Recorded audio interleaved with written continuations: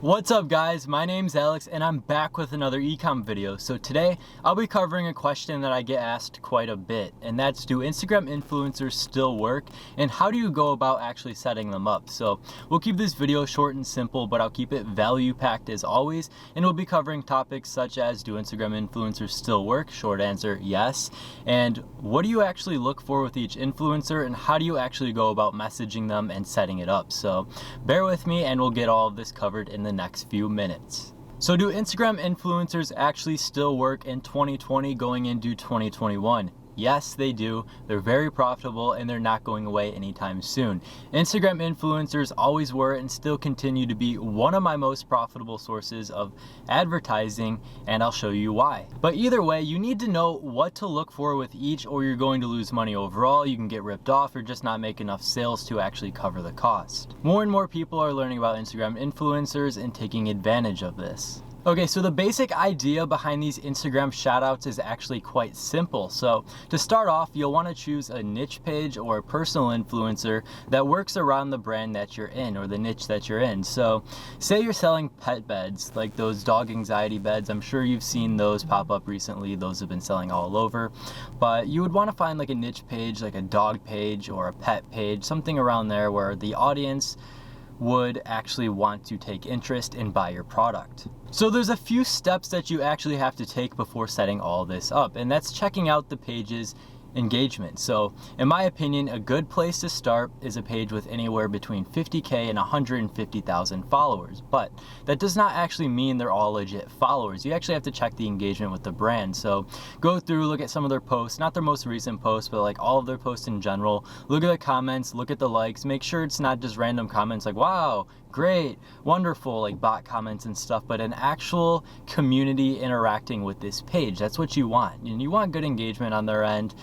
Not something where, let's say they have 100,000 followers but get maybe 100 likes on each post. Those followers are fake. It just screams that. So in general, as the amount of followers and engagement goes up with these pages, the price of the actual shout out or advertisement will as well. So like I said, when you're first starting out and learning the basics of Instagram influencers, you can actually hit some good numbers and minimize your losses with brands or pages between 50 and 150K followers. So I would stick with that range. You'll learn what to look for pretty quickly, but the whole point of this, you actually want to build some long-term relationships with these people as well. So you can actually get discounts on some of your shout-outs, you can set some things up long-term, and you can just build a good relationship with some of these communities, advertise multiple products, and just keep hitting those sales. A lot of people also will have multiple pages, and you can work with some of their other pages as well. So like I said, it's just good to network with these people and build these long-term relationships with these influencers, because it works out best for your brand overall. So when you're looking at these pages, you want to have upfront conditions. You want to know what to expect out of each of these pages. So you want to know if you're going in with a bio shout out where you're in their bio for 24 hours, or a story shout out, or like a 24-hour page post. You want to set these conditions upfront and put the pricing around it reasonably so. So I always start off with the lowball offer, but not something so lowball that they're gonna block me or just ignore me. Something reasonable, something still in the price range, but something they're most likely gonna come at me with a higher offer, because that's just how I negotiate. So start with a really lowball offer, take what they give me and kind of go somewhere in between, and it usually still works out lower than what they would have asked in the first place. So like I said, you only want to pay for reasonable engagement. So if you see a page with fair engagement, it's got like 50,000 followers, they're getting a decent amount of likes and comments on each post, well, you're not going to want to overpay as well. So you really want to make sure you associate the value of their shout out with how much you're paying them. And with that being said, you kind of want to shop around with this, message multiple pages, multiple influencers, and see what offers they're giving you, what pricing they're willing to work with, and everything with that. Because a lot of times, you know, the more pages you message, the more value you're going to bring to the table, the more opportunity that you have.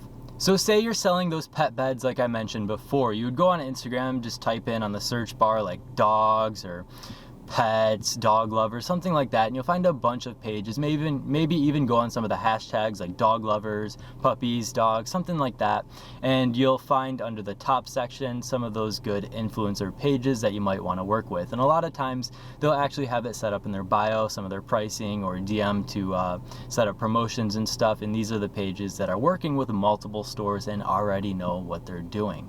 So the main tips I wanted you to remember out of that is shop around, make sure you have multiple pages lined up with multiple offers, make sure you're watching their engagement very closely and you know what's going on with all of that, and make sure your conditions are laid out with fair pricing. And you'll understand this more and more as time goes on and the more influencers you work with. This is a very easy concept. So what do you actually say when you message these influencers? Well, there's not an exact script that I'm going to give you guys. I know a lot of people will, but I mean, just something along the lines of, hi, I'm blah, blah, blah, representing this company, or I have a small e-commerce company. I would like to set up a promotion with you. Can we talk about pricing or something like that? Maybe even come at them with an offer.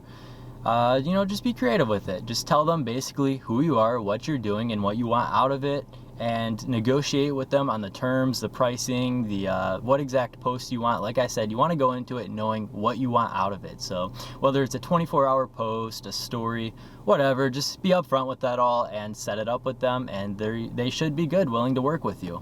Also, when you work with these influencers, you want to make sure you have protection on, let's say, PayPal if you pay them through PayPal, because a lot of times some of these influencers will rip you off, especially in the beginning when you don't know what you're looking for. You will find yourself working with a lot of scams, and that's what I meant with you want to look at the engagement. You want to look for brands that are actually, or you want to look for influencers that are actually working with other brands and have experience in this field. You don't want to work with newer pages that have never done a shout out before. I mean, a lot of times you can get it set up and get them going with that, but a lot of times it's also scams and people just looking to steal your money, maybe block you or whatever. So just be very careful with all of that. So that's the basic idea behind Instagram influencers. I'll make a video in the coming days comparing it to like Facebook traffic, let's say, and all the pros and cons with that, because they both have their own benefits and they're both great ways to advertise. But anyways, if you guys got anything out of this video, go ahead and drop a like to help me out and subscribe, as there's plenty more to follow. I hope I was able to earn your thumbs up in this video, and as you guys already know, I have 2 ecom resources linked in the description below. You're welcome to check out either one of those. The first one will be an Instagram page with lots of content and resources on there to help you guys out. And the second one is a free Facebook group that you are welcome to join. And as always, thank you guys so much for watching, and I'll see you next time.